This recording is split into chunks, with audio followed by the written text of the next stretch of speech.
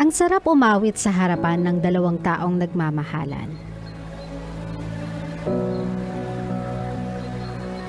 Yung pagtitingi ng matatag sa gitna ng hamon at pinagdadaanan. Kaya nga as a wedding singer, bawat awitin lubos kong pinaghahandaan. Isinasabay ko ang kada tono sa saliw ng musika ng kanilang sumpaan. Isang araw habang nasa entablado, nagtama ang aming tingin.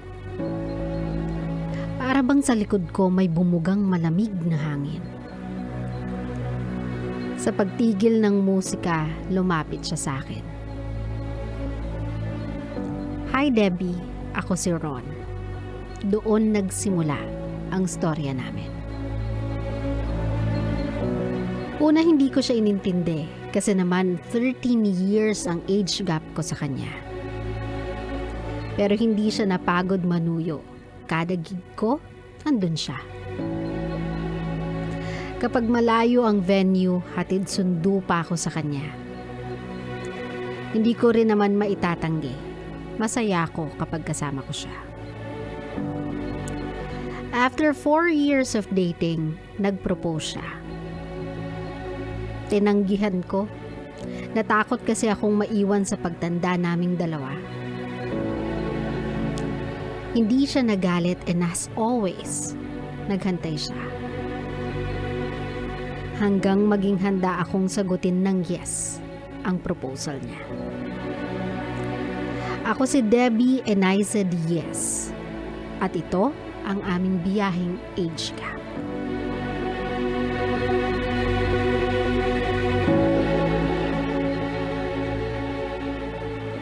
My love, lahat naman tayo entitled to be scared.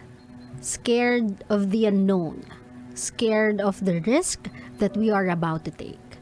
Sa ganitong klaseng relationship, kagaya nga ng sinabi ko kanina, the world won't be easy. We cannot expect the world to be fair. May mga taong mangungutya, may mga taong iisipin iba ang intention mo of doing it. May mga taong hindi maiintindihan yung decisions nyo in life. But who cares? Why would you care sa opinion ng iba?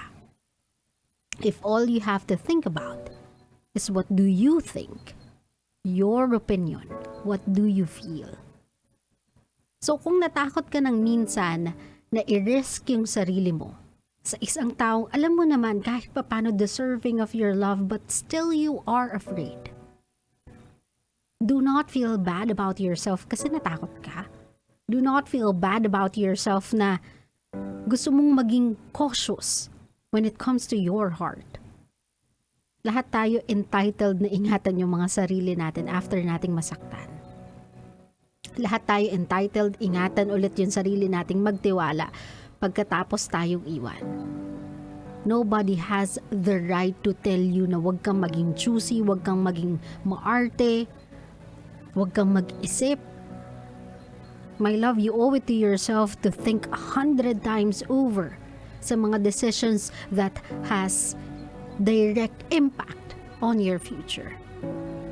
So Debbie, if you said no the first time he asked you, will you marry me? That's fine. That's okay. Pero swerte ka. Kasi sa mga taong tinatanggihan, most of them won't ask again. Hindi sila magtatanong ulit. They will never wait. They will never be patient.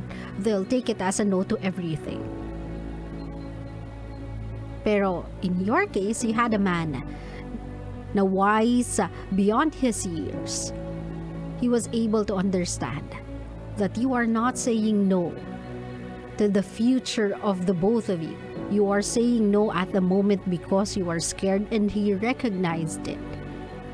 Minsan talaga, bibigyan ka ng mundo ng tamang tao sa tamang pagkakataon.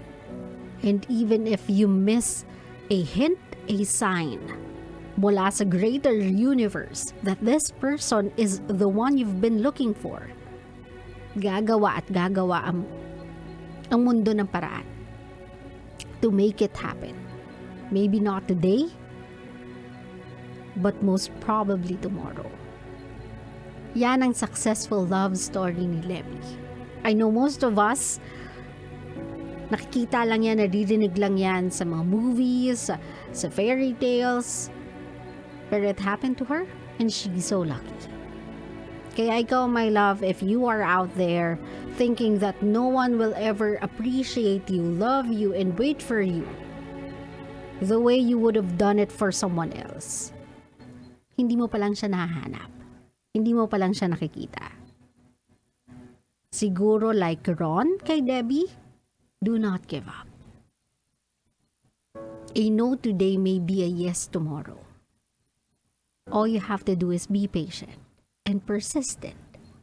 Remember, if you love someone, if you love a person, if you want that person to be with you, unless it's a no to everything, do not give up. Claro?